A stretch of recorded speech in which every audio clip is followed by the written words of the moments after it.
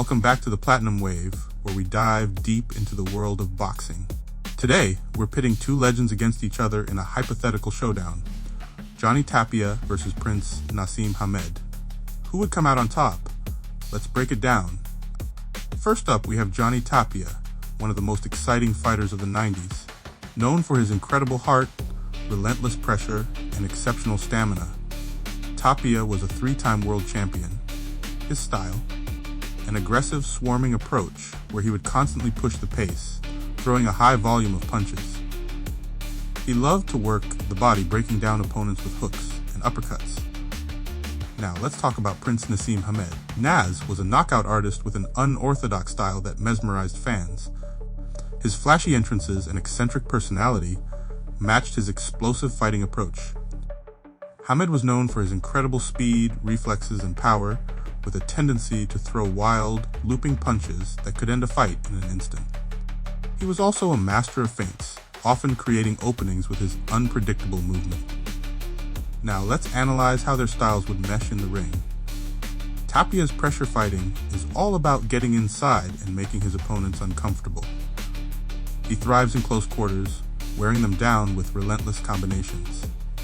On the other hand, Hamed's unorthodox style allows him to stay on the outside, using his speed to evade and counter. If Tapia can close the distance and apply pressure early, he could potentially overwhelm Hamed. However, Hamed's exceptional footwork and head movement would make it challenging for Tapia to land clean shots. Hamed's ability to throw punches from odd angles could catch Tapia off guard, especially if he tries to rush in. Let's talk strategy. Tapia would need to use his jab effectively to close the distance and set up his body shots. He'd have to be careful of Hamed's counters. If he overcommits, he could get caught with one of those devastating left hands. Hamed, on the other hand, would likely look to use his speed and agility to keep Tapia at bay. He'd want to establish his rhythm early, using his jab to disrupt Tapia's momentum. If he can keep the fight at a distance, he can unleash his power without the risk of being smothered. So, who would win?